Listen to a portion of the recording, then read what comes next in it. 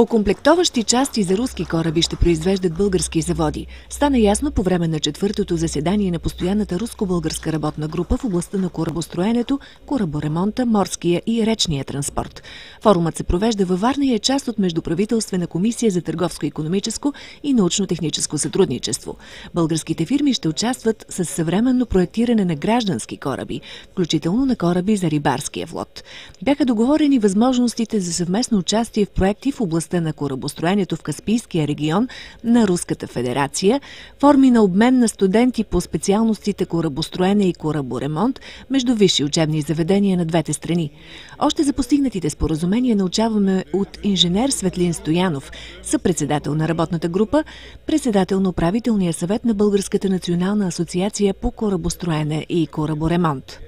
Вече преминаваме към конкретни идеи, като в момента обсъждахме участие на български доставчици като корабно машиностроение, като завода в Шумен за котли, в строителството на кораби в Руската федерация, така и участие на български заводи при изпълнението на техни проекти. По-конкретно при това заседание обсъждахме участието в строителството на кораби за рибодобив и рибопреработка. 6 милиарда долара е стойността, която руското правителство е заделило само за научни изследвания по този проект, каза Горбов Леонид Григориевич, също съпредседател и заместник генерален директор на Стопанското обединение по корабостроене и кораборемонт. Българските заводи ще бъдат полезни с това, че ще участват с окомплектовани части. На тази среща обсъдихме участие на български предприятия в производството на рибарски кораби, както и на такива, които добиват нефт и газ.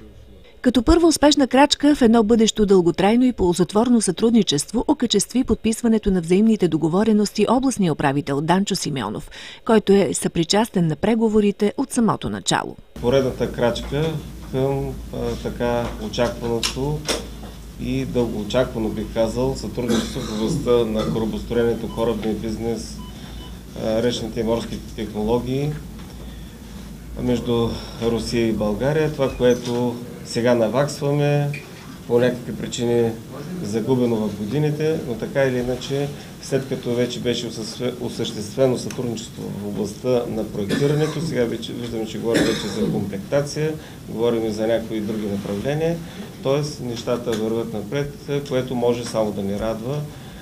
На журналистическото любопитство с какво варненската корабостроителница все пак ще бъде подпомогната в този проект, след като няма да участваме с производство на цели кораби, гостите отговориха, че за сега е предвидено само участието ни с окомплектоващи части. Време да се докажем като успешни партньори с цялостно завършени плавателни съдове има и бъдещето ще покаже кога ще стане това.